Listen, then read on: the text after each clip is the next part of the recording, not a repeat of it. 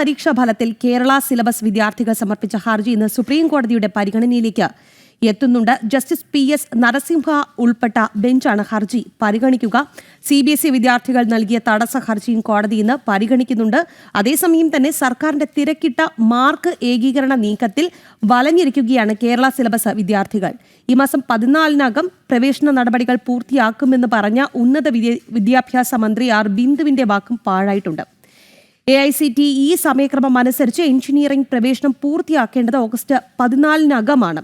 സർക്കാരിന്റെ പിടിവാശിയിൽ ഈ സമയക്രമവും പാലിക്കാനായില്ല എന്നുള്ളതാണ് വിവരങ്ങൾ നൽകാനായി ഡൽഹിയിൽ നിന്ന് നന്ദഗോപനും തിരുവനന്തപുരത്ത് നിന്ന് അഖിൽ പാലോട്ടുമടവും ഉണ്ട്. ആദ്യം പോകുന്നത് അഖിലിലേക്കാണ്. അഖിൽ, സുപ്രീം കോടതിയിൽ നിന്നും തിരിച്ചടിയേറ്റാൽ ഭാവി തുലാസിലാകുന്നത് കേരള സിലബസ് വിദ്യാർത്ഥികൾക്കാണ് അല്ലെ? എന്താണ് നിലവിലത്തെ കുട്ടികളുടെ മാനസികാവസ്ഥ? വളരെ മോശമാണ് അവരുടെ മാനസികാവസ്ഥ. അവരുടെ മാനസിക സമ്മർദ്ദം പോലും സർക്കാർ മനസ്സിലാക്കുന്നില്ല എന്നൊക്കെ തന്നെ നമ്മൾ നേരത്തെയും ചർച്ച ചെയ്തതാണ്. എന്തായാലും ഒരു അനുകൂല വിധി ഉണ്ടാകുമെന്ന പ്രതീക്ഷയിൽ തന്നെ ആയിരിക്കണം കേരള സിലബസ് വിദ്യാർത്ഥികൾ, അല്ലേ?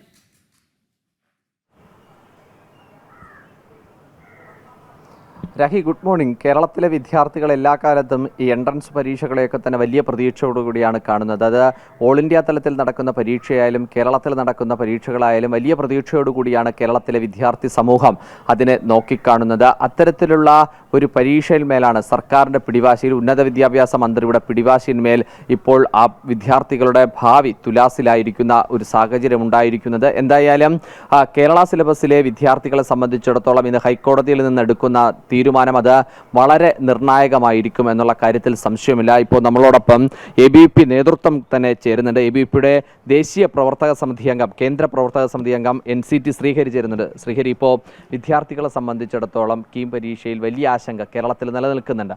ഇതിൽ ABVPയുടെ നിലപാട് എന്താണ്? കൃത്യമായിട്ടും നമുക്കറിയാം, ഉന്നത വിദ്യാഭ്യാസ മന്ത്രി ഇവിടെ വിദ്യാർത്ഥികളെ വഞ്ചിക്കുകയാണ് ചെയ്തിട്ടുള്ളത്. ഈ വിഷയവുമായി ബന്ധപ്പെട്ട്, എൻട്രൻസ് എക്സാമുമായി ബന്ധപ്പെട്ട് ഒരു പ്രോസ്പെക്ടസ് നിശ്ചയിക്കുകയും പരീക്ഷ വന്ന് റിസൾട്ട് വരുന്നതിന് തൊട്ട് തലേ ദിവസങ്ങളിൽ പ്രോസ്പെക്ടസിൽ ചേഞ്ച് വരുത്തിക്കൊണ്ട് 1:1:1 എന്നുള്ള അനുപാതം മാറ്റി 5:3:2 എന്നുള്ള അനുപാതത്തിലേക്ക് മാത്സ്, ഫിസിക്സ്, കെമിസ്ട്രി വിഷയങ്ങൾക്ക് ആ രീതിയിൽ മാർക്ക് കൊടുക്കുന്നതിന് വേണ്ടിയിട്ട് വിദ്യാഭ്യാസ മന്ത്രിയുടെ ധാർഷ്ട്യം അതുമാത്രമാണ് അതിൽ കാണാൻ സാധിക്കുന്നത്. ക്യാബിനറ്റിൻ്റെ തീരുമാനം എന്ന് പറഞ്ഞുകൊണ്ട് വിദ്യാഭ്യാസ മന്ത്രി ഒരു തീരുമാനം നടപ്പിലാക്കുന്നു. തീർച്ചയായിട്ടും ഇവിടുത്തെ വിദ്യാർത്ഥികളെ വഞ്ചിക്കുകയായിരുന്നു ചെയ്തത് എന്നത് കോടതി തന്നെ ഇല്ലീഗൽ, ആർബിട്രറി ആൻഡ് ഇൻജസ്റ്റിസ് എന്നുള്ള നിലപാട് കോടതി തന്നെ പറയുകയുണ്ടായി. വിദ്യാഭ്യാസ മന്ത്രിയുടെ രാജി ആവശ്യപ്പെട്ട് വരും ദിവസങ്ങളിൽ വലിയ രീതിയിലുള്ള പ്രക്ഷോഭമായിട്ട് മുന്നോട്ട് പോകാനാണ് ABVP തീരുമാനിച്ചിട്ടുള്ളത്. നമുക്കറിയാം, ഇപ്പോൾ ഒരു സാധാരണക്കാരൻ ഒരു ടാക്സി കാറിൽ കയറി ഒരു ടാക്സി റേറ്റ് പറഞ്ഞ് പിന്നെ ടാക്സി നമ്മളെ ഡ്രോപ്പ് ചെയ്യുന്ന സമയത്ത് അതിൻ്റെ റേറ്റ് മാറ്റി പറയുകയാണെങ്കിൽ, റേറ്റ് കൂട്ടി പറയുകയാണ്, എന്തായിരിക്കും ഒരു സാധാരണക്കാരൻ്റെ വിഷയം? അത് തന്നെയാണ് ഇവിടുത്തെ +2 കഴിഞ്ഞ് റിപ്പീറ്റ് ചെയ്യുന്ന, എൻട്രൻസ് പ്രിപ്പയർ ചെയ്ത് എൻട്രൻസ് എഴുതി റിസൾട്ട് വെയിറ്റ് ചെയ്യുന്ന വിദ്യാർത്ഥികൾക്ക് സർക്കാർ നൽകിയിട്ടുള്ളത്. ഒരു നിയമത്തിൻ്റെ അടിസ്ഥാനത്തിൽ പരീക്ഷ എഴുതുകയും പരീക്ഷ കഴിയുന്ന സമയത്ത് ആ നിയമം പൂർണ്ണമായി അട്ടിമറിച്ചുകൊണ്ട് ഏതെങ്കിലും തരത്തിലുള്ള ശാസ്ത്രീയ അടിസ്ഥാനമുണ്ട് എന്നുള്ളത് ന്യായീകരിക്കാൻ പോലും പറ്റാത്ത രീതിയിൽ ഒരു സമിതിയെ നിശ്ചയിച്ചു. ആ സമിതി കുറച്ച് നിർദ്ദേശങ്ങൾ നൽകി. ആ നിർദ്ദേശത്തിൽ സമിതി കൃത്യമായിട്ട് പറയുന്നുണ്ട്, ഈ മാർഗനിർദ്ദേശങ്ങൾ അടിയന്തരമായി നടപ്പാക്കാനുള്ളതല്ല, ഇതിൽ കൃത്യമായ പഠനങ്ങളുടെ ആവശ്യമുണ്ട് എന്നുള്ള രീതിയിൽ ആ സമിതി പറയുകയുണ്ടായി. പക്ഷേ സർക്കാർ ഈ പ്രോസ്പെക്ടസ് മാറ്റം വരുന്ന സമയത്ത് പറയുകയുണ്ടായി സമിതിയുടെ നിർദ്ദേശത്തിൻ്റെ അടിസ്ഥാനത്തിലാണ്. പക്ഷേ കോടതിക്ക് മുമ്പിൽ സമിതിയുടെ നിർദ്ദേശങ്ങൾ വന്ന സമയത്ത് സർക്കാരിൻ്റെ കള്ളി വെളിച്ചത്താവുകയുണ്ടായി. അവിടെ സർക്കാർ ഇതിനെ ന്യായീകരിച്ചുകൊണ്ട് ഒരു സ്റ്റേറ്റ്മെൻറ്റ് നടത്തുകയുണ്ട്. അബ്സല്യൂട്ട്ലി നെസസറി ടു ജസ്റ്റിസ് നൽകുന്നതിന് വേണ്ടിയിട്ട് ഇവിടുത്തെ പരീക്ഷ എഴുതിയ വിദ്യാർത്ഥികൾക്ക് ജസ്റ്റിസ് നൽകുന്നതിന് വേണ്ടിയിട്ടാണ് നമ്മൾ ഈ തീരുമാനം അടിയന്തരമായി കൈക്കൊണ്ടത് എന്ന്.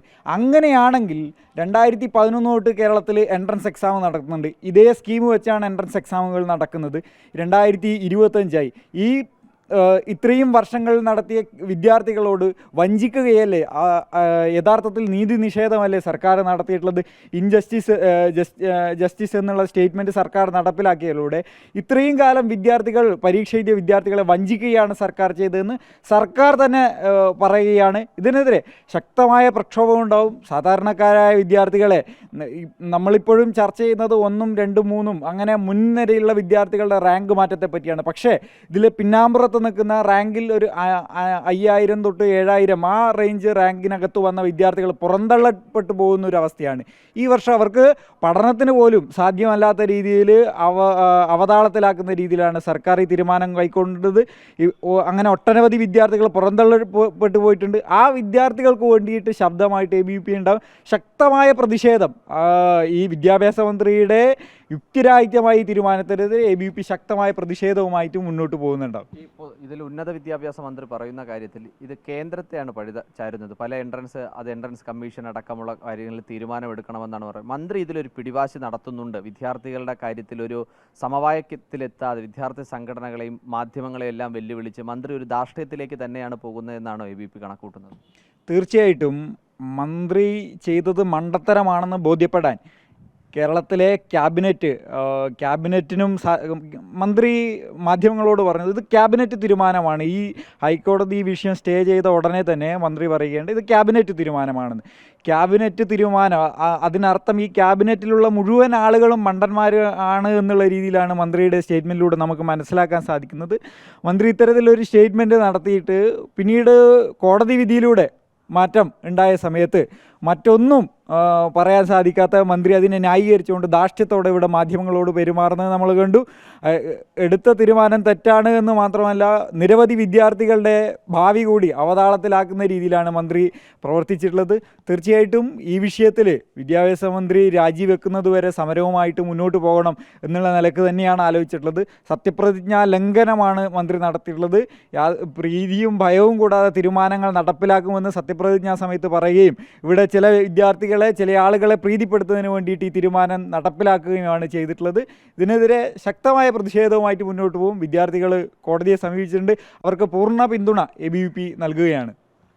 ഇപ്പോൾ ABVP നേതൃത്വം വ്യക്തമാക്കിയതുപോലെ തന്നെ സംസ്ഥാന തലത്തിൽ മന്ത്രിയുടെ രാജി ആവശ്യപ്പെട്ട് വരും ദിവസങ്ങളിൽ സമരം ശക്തമാക്കി മുന്നോട്ട് കൊണ്ടുപോകാൻ തീരുമാനിക്കുന്നുണ്ട്. നേരത്തെ ഇപ്പോൾ ABVPയുടെ ദേശീയ നിർവാഹക സമിതി അംഗമായിട്ടുള്ള NCT ശ്രീഹരി പറഞ്ഞതുപോലെ ഈ മന്ത്രി തന്നെ ഒരു സത്യപ്രതിജ്ഞാ ലംഘനം നടത്തിയിട്ടുണ്ട് എന്നുള്ള കാര്യം അത് ഇപ്പോൾ വ്യക്തമാവുകയാണ്. എന്തായാലും ഇന്നത്തെ സുപ്രീം കോടതിയുടെ നിലപാട് കേരളത്തിൽ എൻട്രൻസ് എക്സാം എഴുതിയ കീം പരീക്ഷ എഴുതിയ വിദ്യാർത്ഥികളെ സംബന്ധിച്ചിടത്തോളം നിർണായകം തന്നെയാണ്. അഖിൽ, ഡൽഹിയിലേക്ക് കൂടി പോവുകയാണ്. കീം പരീക്ഷാ ഫലത്തിൽ കേരള സിലബസ് വിദ്യാർത്ഥികൾ സമർപ്പിച്ച ഹർജി ഇന്ന് സുപ്രീം കോടതി ഇന്ന് പരിഗണിക്കുന്നുണ്ട്. ഒപ്പം തന്നെ ജസ്റ്റിസ് PS നരസിംഹ ഉൾപ്പെട്ട ബെഞ്ച് ഹർജി പരിഗണിക്കുമ്പോൾ എന്താണ് സംഭവിക്കാൻ പോകുന്നത്?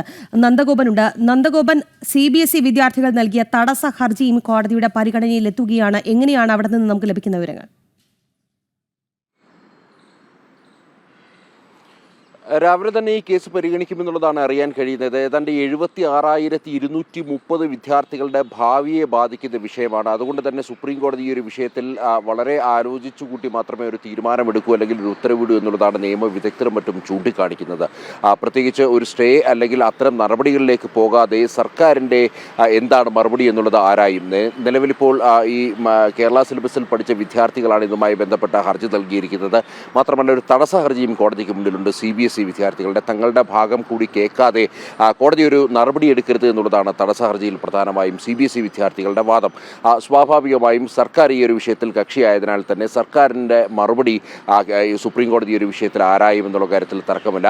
ഏതായാലും സ്റ്റേ അടക്കമുള്ള നടപടികളിലേക്ക് അല്ലെങ്കിൽ അത്തരം ഗുരുതരമായ നടപടികളിലേക്ക് സുപ്രീം കോടതി കടക്കില്ല എന്നുള്ളത് തന്നെയാണ് നിയമവിദഗ്ധർ ചൂണ്ടിക്കാണിക്കുന്നത്.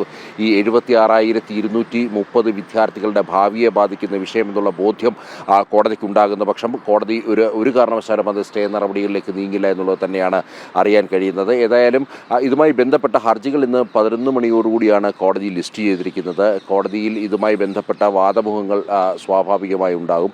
മാത്രമല്ല ഈ തുടർ വാദങ്ങൾ കേൾക്കാതെ ഇതുമായി ബന്ധപ്പെട്ടൊരു അന്തിമ തീരുമാനത്തിലേക്കും കോടതി കടക്കില്ല എന്നുള്ളത് തന്നെയാണ് നിയമവിദഗ്ധർ ചൂണ്ടിക്കാണിക്കുന്നത്. അതുകൊണ്ട് തന്നെ ഇത്തരം കേരളത്തിൽ നിന്ന് അല്ലെങ്കിൽ കേരള സിലബസിൽ പഠിച്ച വിദ്യാർത്ഥികളുടെ ഹർജിയിൽ ഏതെങ്കിലും തരത്തിൽ ഉടനടി ഒരു വിധി ഇന്നുണ്ടാകുമെന്നുള്ള ഒരു പ്രതീക്ഷ അല്ലെങ്കിൽ അത്തരമൊരു പ്രതീക്ഷ കൈവയ്ക്കേണ്ട സാഹചര്യമില്ല എന്നുള്ളത് തന്നെയാണ് നിയമവിദഗ്ധർ ചൂണ്ടിക്കാണിക്കുന്നത്. ശരി നന്ദൻ, കീം പരീക്ഷാ ഫലത്തെക്കുറിച്ചുള്ള വാർത്തകൾ തന്നെയാണ് ഇന്ന് നിർണായകമായി പ്രതീക്ഷിക്കുന്നത്. കീം പരീക്ഷാ ഫലത്തിൽ കേരള സിലബസ് വിദ്യാർത്ഥികൾ സമർപ്പിച്ച ഹർജി ഇന്ന് സുപ്രീം കോടതി പരിഗണിക്കുന്നുണ്ട്. ഒപ്പം തന്നെ CBSE വിദ്യാർത്ഥികൾ നൽകിയ തടസ്സ ഹർജിയും കോടതി ഇന്ന് പരിഗണിക്കുന്നുണ്ട്. വിദ്യാർത്ഥികളുടെ ഭാവി തന്നെ തുലാസിലാക്കിക്കൊണ്ടുള്ള ഒരു തീരുമാനത്തിലേക്ക് സർക്കാർ എത്തിയപ്പോഴാണ് ഇത്തരം നീക്കങ്ങളെല്ലാം തന്നെ പാവപ്പെട്ട വിദ്യാർത്ഥികളുടെ മനസ്സ് തകർക്കുന്ന രീതിയിലേക്ക് പോയത്. എന്തായാലും അഖിൽ പാലോട്ടുമടവും നന്ദഗോപനുമാണ് വാർത്തയുടെ വിശദാംശങ്ങൾ നൽകിയത്.